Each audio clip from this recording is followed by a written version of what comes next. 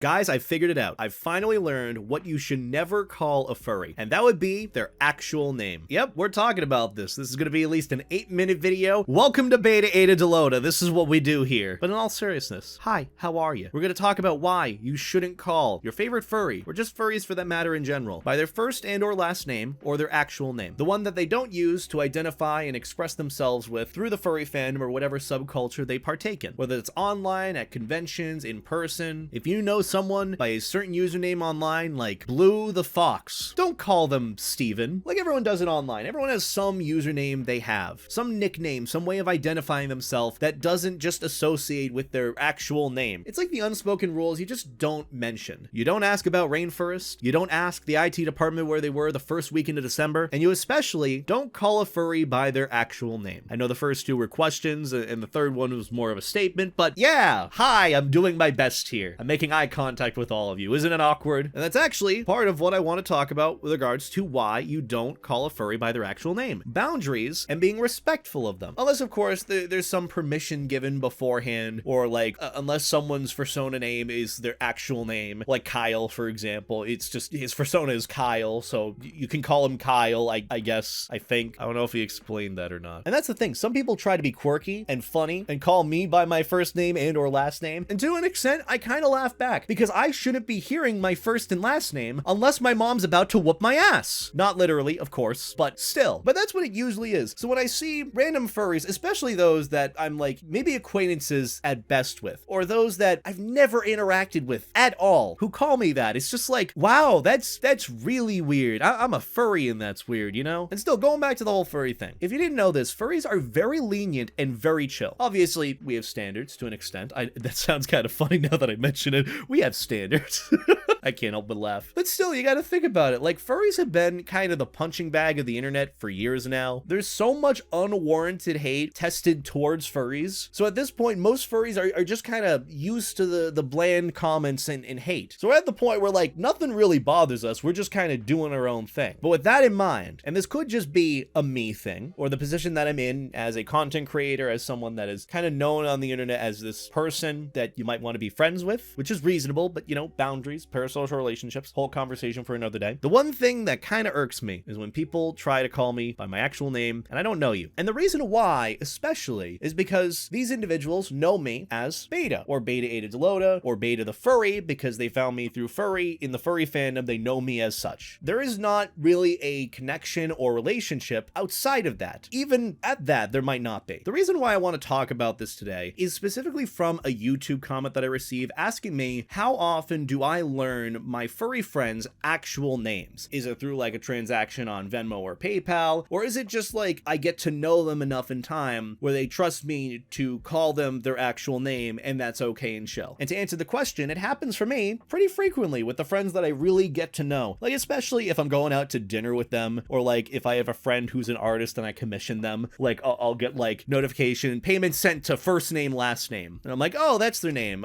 Cool. But doesn't really change me calling them by their persona or character name what I've called them before. At least how I treat this whole thing of learning some furry's actual name is like that PayPal commission meme, where like, say you're commissioning an artist on PayPal and then they receive the money, they get the notification of like money received from first name, last name, and then vice versa, you get the payment given to first name, last name. And while the transaction is going on, you're like, I don't see this. And then the artist is just like, I don't see this either. Which it's there, you know it's there, but just out of respect, you don't see that. I guess the next thing to figure out is, why do some furries, or really anyone in general, do the thing where they try to talk to someone as if they're like buddy and try to mention their first name, unless it's like a troll, whatever, you know? But at least from my understanding, those who might call me by my actual name, they might want to be friends, and I think that's valid. But at the same time, you know, there are boundaries and there's ways of easing into relationships or friendships or getting to know someone, but first and foremost, just respecting how they identify in person, online, or how they want to be referred referred to. And that especially goes for how that person is known to begin with. Like, say, for example, I know a YouTuber who's going to a furry convention. I've never met them before. They might not know me either. It might be our first time ever interacting, especially in person. I might want to be friends with them. I might want to interact with them, say hi to them, but I wouldn't ever go up to them and call them by their first name, especially if they don't know me or have ever met me. That just sets a really weird standard. Like, even I'm trying to put myself in the position of doing this, and it feels awkward, at least to me. I will admit, the one thing that is super complicated for me to deal with, even today, is communicating with like close friends and family members about friends that I have in the furry fandom without using their fursona names. So in a lot of cases, and this goes for like family gatherings or when I'm talking to my folks, when I'm talking about a friend within the furry hobby, which may I remind you, a lot of my friends are in the furry hobby, so this is a very frequent thing, I have to try and catch myself and not say my friend's fursona name or their nickname and just their actual name. And I'm gonna be honest, even using it in the correct context here still feels weird because I'm so used to even like close furry friends calling them by their like furry name. Like, I've known some friends who are furries now, who I've known outside of it, who I still call them by their furry name because it's just easier. And that's the thing, furry names are so much easier to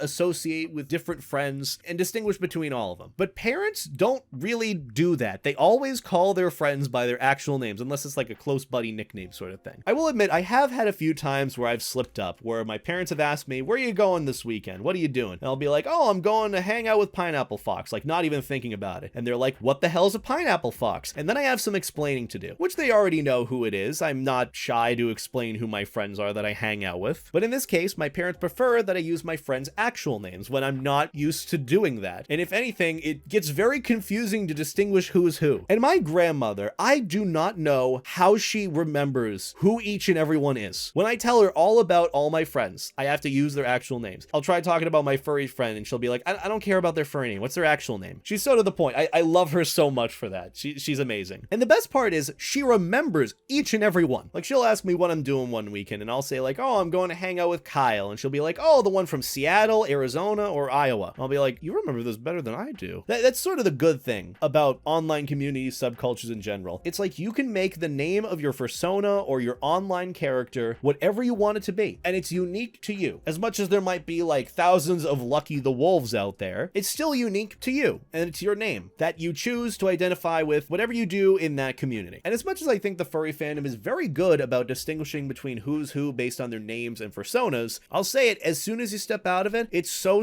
hard to be like, oh yeah, this is Chris, and not be like, oh, it's this fluffy wolf animal friend that I've known for a while. Not that you know them as just that, but still, it's always weird. It's weird jumping out of it. I can only imagine what it's like for other communities. Like, say you're gaming with friends online, and your mom comes in and is like, oh, who are you playing with? Who are your friends? And it's like, wait a minute, I gotta think for a second. I can't introduce my friend as Cockmaster237. Oh yeah, this is my friend Dan. I partied with him, and now we're just hanging out playing this game. Yeah. But still, you know, furry naming conventions. It's a weird thing. Who would have thought I'd be sitting here for an hour talking about furry names? It all started originally with a rant about like, hey, don't call me by my actual name, which I guess I could have just made like a YouTube community post or something. I could have just tweeted out, hey, respect my name, you know, just call me Beta, please and thanks. But no, I decided to do a whole like 8-minute video at least on it. This is my life now. Also, I could totally pair this in with this video. For those wondering who I would prefer to be called when I'm suiting or non-suiting, like, do I want to be called Maverick, Levi, Beta, because I got all these characters. When I'm out of suit, just call me Beta. Beta's fine. It's my universal name online, in the fandom, just in general. When I'm fursuiting though, you can call me Levi, especially if I'm suiting as Levi, or Maverick, but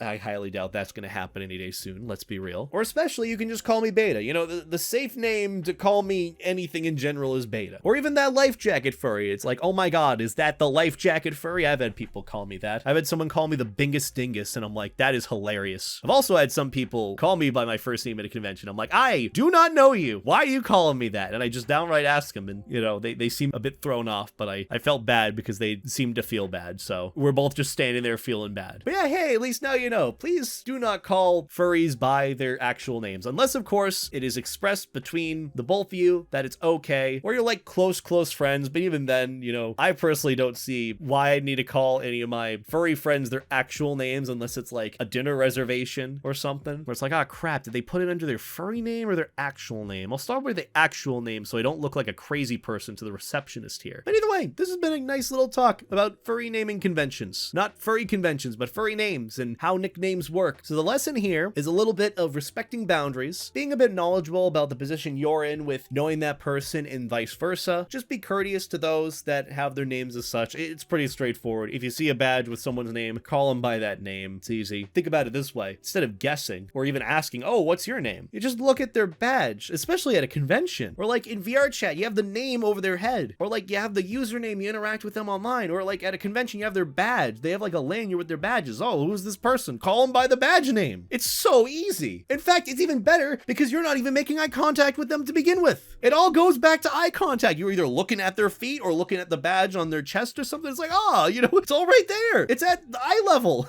I don't know what I'm doing anymore. It's 4 a.m. I need to go to bed. But either way, I just thought I'd do this little video and see how it works out. So hey, if you enjoyed it, let me know in the comments. But yeah, I'm gonna go to bed. Thank you all so much. Have a wonderful night. And as always, stay life jacket. Take care.